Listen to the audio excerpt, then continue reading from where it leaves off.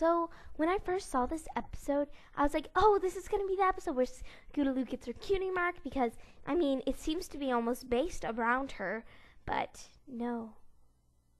In this episode, it starts with Miss Harshwini coming in, and she has these really exaggerated facial expressions, and when she does it, her jaw is all weird, and it's kind of creeping me out, but she explains that some ponies are going to be picked to be the flag carriers, like we saw in the season 4 animatic. I was like, fangirl. Okay, and after that, Rainbow Dash burst through the window, and she's like, "Oh, when I was a little filly, I've carried the flag for Cloudsdale." It's like, you could have told us that when on the Crystal Empire episode. Well, that's besides the point. She gets super excited because she's coaching them, and the Cutie Mark Crusaders decide to do an act. But Diamond Tiara and Silver Spoon just have to be in this episode. So when the Cutie Mark Crusaders have this really cute song about how their hearts are as strong as horses. So horses are now canon in Equestria, and once the song's over, they had this little training montage during the song where Snowflake and the Cutie Mark Crusaders were wrestling, and I laughed so hard when Snowflake ran away from a little butterfly. And then the next part was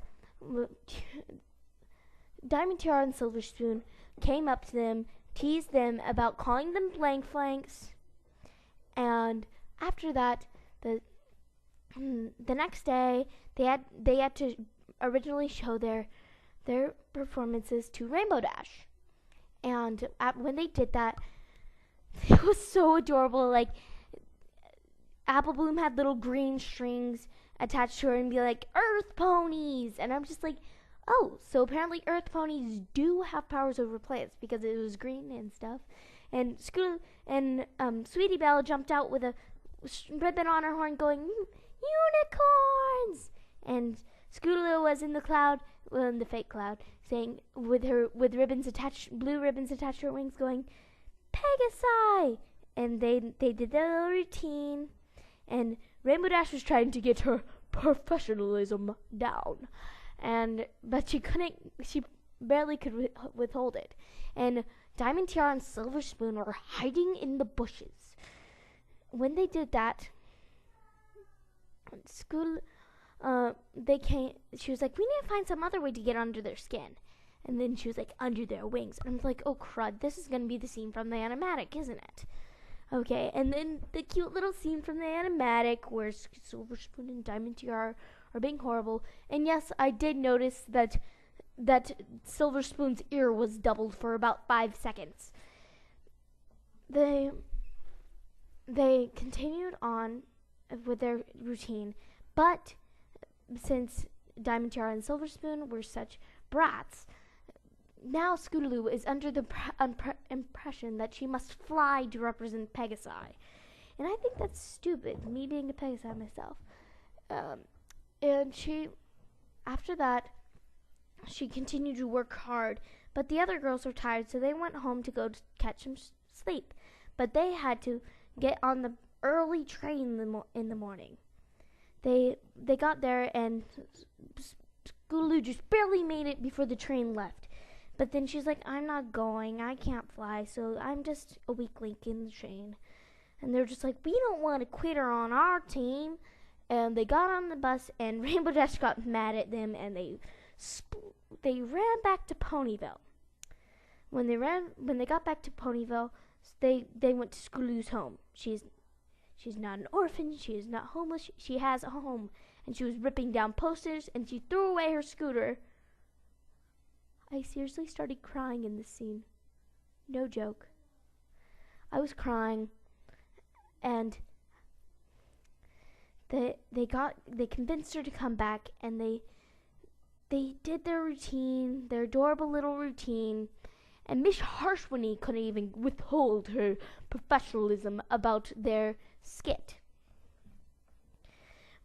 And this is the part where I just got mad.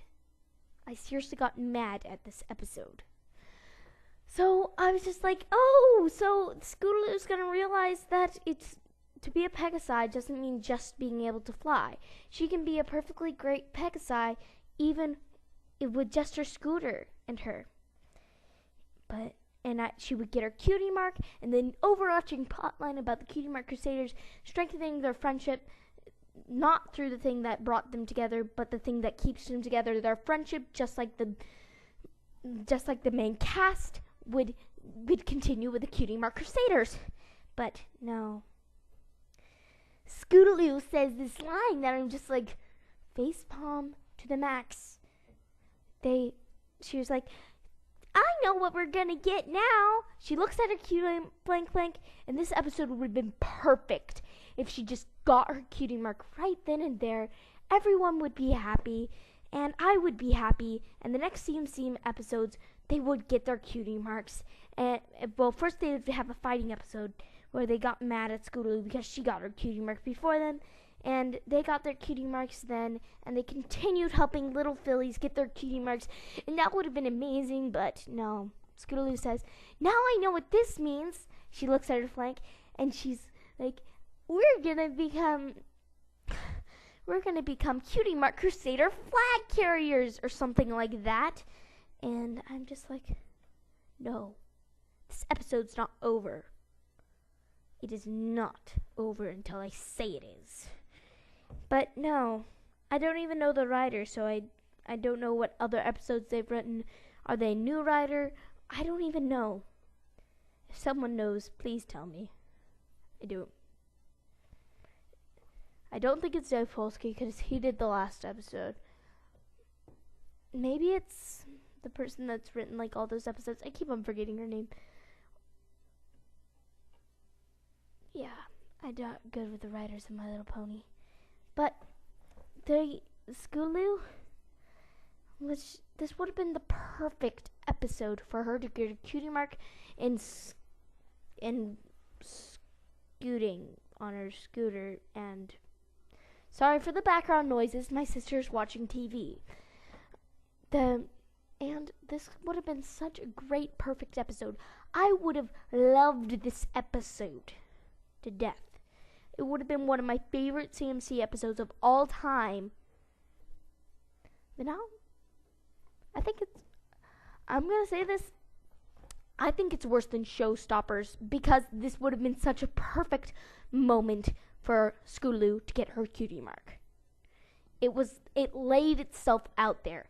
It laid itself out on a silver platter, and it wasn't taken. This would have been such an easy moment for the writers to be like, Scootaloo got her cutie mark in going on her scooter and riding on it, and she doesn't need her wings to be one of a really good scooterist. I don't even know what the name is, but she can be special without that. But no, that's just not gonna happen. Because the world does not like me today. By the way, I'm sorry I didn't get an episode on Daring Don't.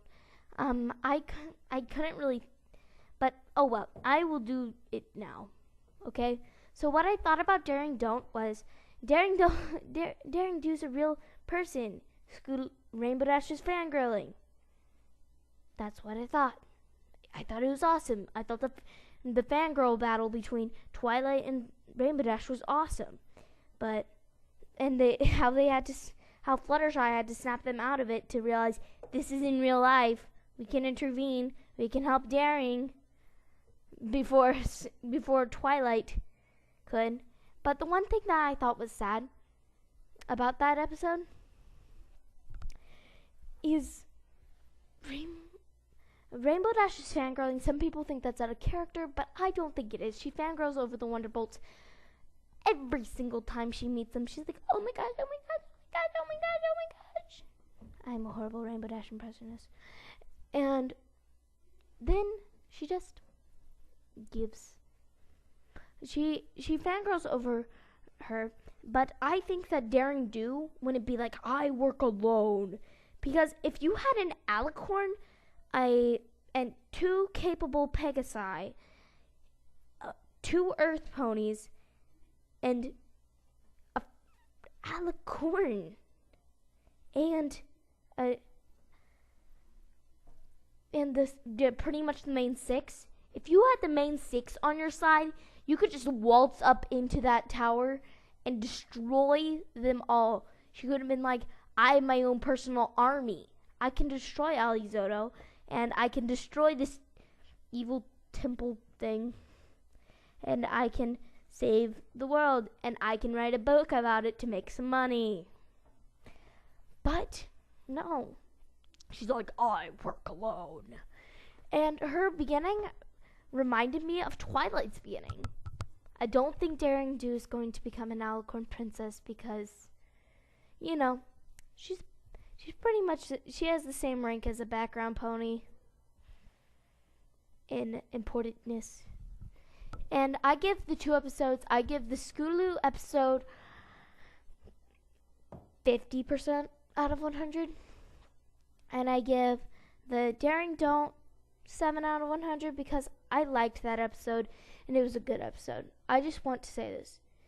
If you have if you're a writer or any kind of artist whatsoever, and you have an opportunity to make something wonderful or something just plays out perfectly fine, take that chance. Trust me, your audience is going to enjoy it for the better. If you liked what you heard, like, share, subscribe.